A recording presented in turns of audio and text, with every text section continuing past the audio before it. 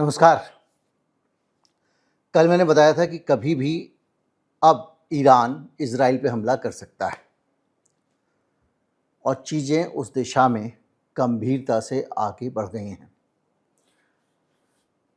बयान आ गया अरागची का, जो विदेश मंत्री ईरान के, और अरागची आमतौर पे समझौते वाली, शांति वाली, डील वाली बातें करते हैं। अरागची का सीधा बयान आया है कि हम कभी भी इजराइल पे हमला कर सकते हैं और ईरान की पूरी तैयारी हो चुकी है इसके लिए। अगर इन्होंने फिर से लेबनान पे हमला किया तो ईरान हमला बोल देगा इजराइल के ऊपर। यही एग्जैक्टली मैंने आपको कहा था, बगैर उनके कहे। और अरागची का ये बयान आने का मतलब है, ये बयान IRGC से भी आ सकता था, ये बयान कहीं और से भी आ सकता था, लेकिन अरागची से बयान आने का मतलब ये है कि ये एक ऑफिशियल स्टेटमेंट है ईरान का। यानी जो सुप्रीम लीडर है मुस्तफा खामनेई, ये उनके द्वारा ब्रीफ किया गया है कि इनको जाके कह दो कि अगर अब हिमाकत की तो भुगतेंगे। यानी चीज़ें एकदम उसी डायरेक्शन में जा रही हैं दोबारा से। पिछले दिनों का जो एस्केलेशन है वो आपको पता ही है, उस पर हम थोड़ी देर में बात कर लेंगे। और इसी बीच में एक इंटरव्यू CNBC पे आता है नेतन्याहू का। नेतन्याहू कहते हैं कि ठीक है, डोनाल्ड ट्रंप ने जो बोला बोल दिया है, लेकिन हमारे बीच में संबंध अच्छे हैं और ईरान को लेकर हमारी सारी की सारी चीज़ें एकदम फिक्स हैं। यानी ऊपर से कोई कुछ भी बोले, अंदर से हम मिले हुए हैं। ये मैंने आपको जब डोनाल्ड ट्रंप ने बोला था उसी दिन बता दिया था कि ये सब नाटकबाजी है। डोनाल्ड ट्रंप को कुछ करना नहीं है, ये केवल ये दिखावा है, क्योंकि ईरान को खुश करना है, कहीं ईरान ऐसा ना हो कि गड़बड़ कर दे, तो मुंह दिखाने के लिए नाटकबाजी। अब इस सिचुएशन को आप समझिए। साथ के साथ में नेतन्याहू ये भी कह रहा है कि अमेरिका और इजराइल की पूरी तैयारी है ईरान पे दोबारा हमला करने की। यानी हर तरफ से एक साफ चीज दिखाई दे रही है और खुद कह रहे हैं Netanyahu, it's not over in Iran yet. Netanyahu says Israel US ready for military action.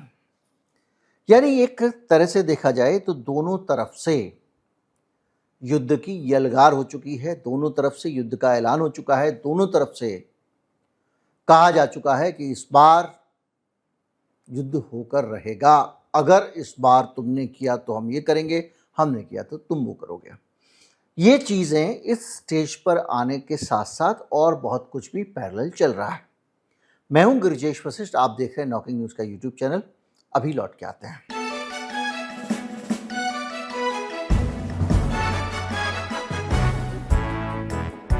Iran अब इस मूड में है कि तुम एक थप्पड़ मारोगे, मैं दो मारूंगा।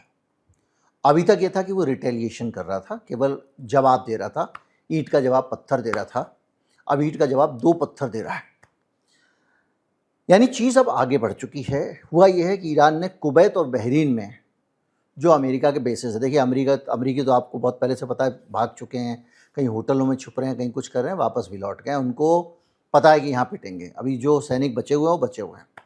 तो उनका जो 5वें बेड़े का हेडक्वार्टर है, याद है 5वां बेड़ा वाला भारत के इतिहास में बड़ा महत्वपूर्ण है, उस पर मिसाइल ड्रोन से तगड़ा वाला अटैक किया है। उनके हेलीकॉप्टर उड़ा दिए, उनकी बहुत सारी ज़मीन खोद दी है ईरान ने।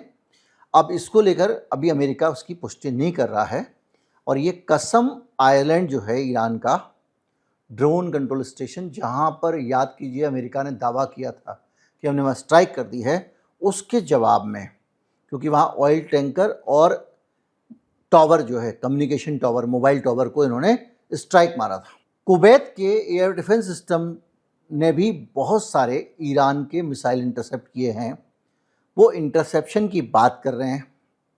और यहाँ ज़मीन पे अगर इंटरसेप्ट कर लिया मतलब ये आसमान से गिरा दिया, या ज़मीन पे तबाही हुई पड़ी है। एयरपोर्ट पे, कुवैत के कुवैत इंटरनेशनल एयरपोर्ट पे जाके हिट हुए हैं ड्रोन, और वहाँ पे फ़्लाइट बंद करनी पड़ी हैं और दुर्भाग्य से भारत का एक नागरिक इस युद्ध पिपासा का शिकार हो गया और मारा गया।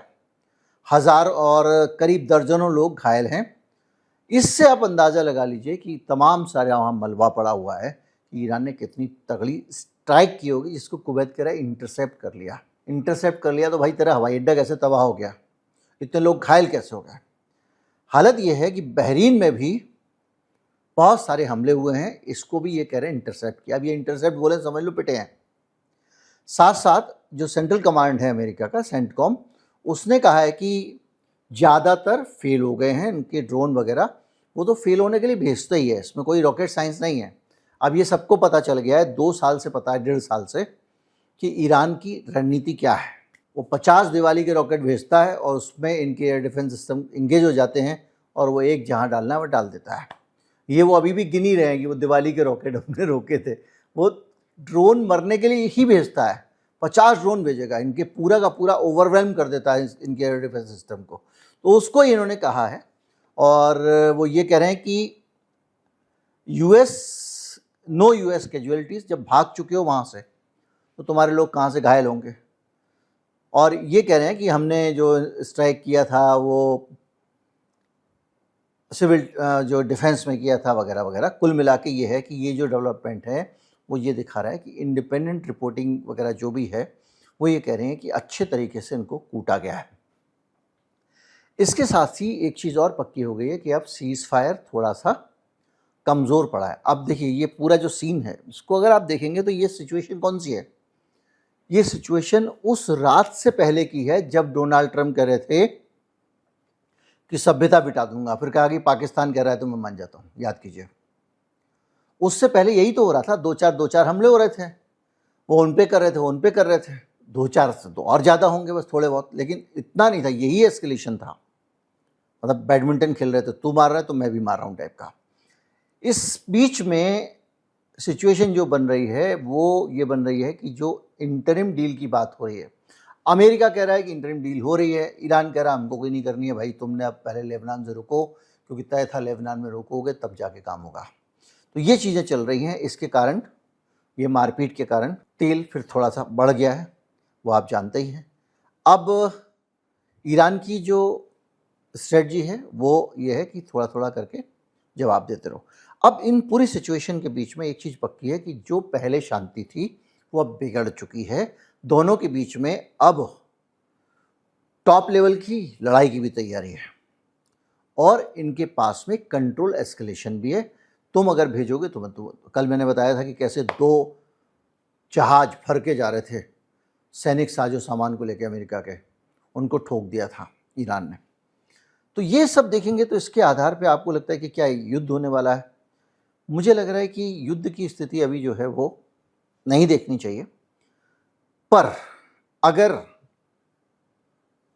नेतन्याहू लेबनान के अंदर हमला करना शुरू नहीं करते हैं, शांति से बैठ जाते हैं, वहाँ पंगे नहीं ले रहा है, डोनाल्ड ट्रंप की गालियाँ सुन के चुपचाप बैठ गया है, तो समझ लेना कि मामला शांति की तरफ जा रहा है। और अगर वो वहाँ पर हमला जारी रखते हैं तो ईरान की तरफ से किसी भी दिन मिसाइल गिर सकती। और ये भी पक्का है कि जिस तरह से नेतन्याहू कह रहा है उसका एक मतलब है। बातों से तो ऐसा लग रहा है कि अब अमेरिका और वो तैयारी करके बैठे हुए जवाब देंगे। दोगे कहाँ से जवाब? तुम्हारी गोलियां तो खाली हो चुकी हैं, तुम्हारी पिस्तौल में सिर्फ 1 गोली है, 6 गोली में से 5 गोली तुम्हारी खत्म हो गई हैं। अब 1 गोली से मुकाबला करने के लिए तुमको चाहिए बहुत ज़्यादा हिम्मत। तो क्या करेगा अमेरिका? छिटपुट एस्केलेशन करता रहेगा, बड़ा पंगा नहीं लेगा। आप सोचो, सामने वाली पार्टी के पास दोनों जेब में 10-10, 15-15 बंदूकें, पिस्तौल, स्टन गन, मशीनरी सब कुछ है, और तुम्हारे पास भी सब कुछ है लेकिन गोलियां नहीं हैं। तो जिसके पास गोलियां नहीं हैं, जिसके पास एम्यूनिशन नहीं है, जिसके पास मिसाइलें कम हो चुकी हैं, वो अमेरिका एक फुल स्केल वॉर नहीं चाहेगा। लेकिन ईरान जो है वो एकदम सक्षम है जवाब देने में, और इजराइल चाहेगा कि एक बार हो जाए। राह साबी जो है वो अमेरिका के साथ करवा देते हैं, लेकिन अमेरिका जानता है कि उसकी कितनी इस वक्त ताकत है, किस वक्त उसकी कैसी स्थिति है। तो ऐसे में ये माना जा सकता है कि अमेरिका नहीं चाहेगा की एस्केलेशन हो, और इसके लिए वो नेतन्याहू को रोक के रखेगा। और उसका एक मतलब ये निकलता है कि एक धमकी दी ईरान ने, लेबनान पे हमले रुक गए। ये ईरान की पावर है। ये 3 दिन के अंदर हुआ है। एक धमकी दी, डोनाल्ड ट्रंप नेतन्याहू को गाली देने लग गया। भैया दी हो या नहीं दी हो, लेकिन जो उनका मीडिया है, एकदम गोदी मीडिया उनका जो है, वो कह रहा है डोनाल्ड ट्रंप ने गाली दी है। तो अगर पब्लिक में छप गया गाली दी है, और सामने वाला जो है वो ये नहीं कह रहा है कि हमको नहीं गाली दी है, तो इसका मतलब ये है कि वो गाली दी गई मान के चलिए। पब्लिक की नज़र में तो गाली पड़ी है, भले ही वो नौटंकी हो, नाटक हो, ड्रामा हो, जो भी हो, ईरान को खुश करने के लिए। तो जो पूरा सीन है इस बीच में, डोनाल्ड ट्रंप ये भी कह रहे हैं कि भाई बात हो गई है, अब तो परमाणु पे दस्तखत करने को तैयार है। अरे महाप्रभु, मूर्ख कहना अच्छा नहीं लगता, तुम्हारे परमाणु पे वो हस्ताक्षर करने को उस दिन तैयार था जब ओमान ने समझौता कराया, जिस दिन तुमने हमला किया है। समझौता होने जा रहा था, फाइनल हो गया था, साइन होने थे, तब तुमने हमला किया। तो आज तुम कह रहे हो कि वो करने वाला है, जबकि वो कह रहा है हम नहीं करने वाले हैं। वो कह रहा है हमने कुछ इस पर विचार ही नहीं किया है, अभी हम सोच रहे हैं, आने दो। तो इसलिए अभी जो है वो कुल मिला के जो सीन बन रहा है वो ये बन रहा है कि अगर कोई बीच में दंगे करा दे, कुछ खेल कर दे, तो बात अलग है। अदरवाइज ईरान मूड में बैठा, आ बेटा सामने, और उनको जगह जगह धमका रहा है, और ये इधर उधर छिपते हुए घूम रहे हैं। और अब सिचुएशन ये है कि अगर इन्होंने पंगा किया तो ईरान शुरू हो जाएगा। ये शुरू होना चाहें ना चाहें, ये उकसावे की कार्रवाई करते रहें, अपनी जनता को खुश करने की डायलॉग बोलते रहें, लेकिन जैसे ही ये कोई एक एक्शन लेते हैं अपनी जनता को खुश करने के लिए, ईरान डबल स्ट्रेंथ से जवाब देता है। और अभी इस वक्त जो सीन बन रहा है उसमें युद्ध अगर रुका हुआ है तो इसलिए रुका हुआ है कि ये सक पकाए हुए हैं। अगर इन्होंने जरा भी टेंटे पेपे की तो ईरान जो है वो पीछे हटने को तैयार नहीं है। अरागची का बयान आना बहुत बड़ी बात है।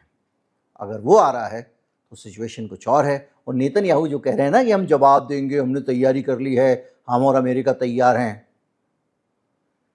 ये कहने की ज़रूरत क्यों पड़ रही है? इसलिए पड़ रही है कि ईरान आया तो हम भी देख लेंगे, ताकि ईरान आ ना जाए। डर है ये। नमस्कार, जय हिंद।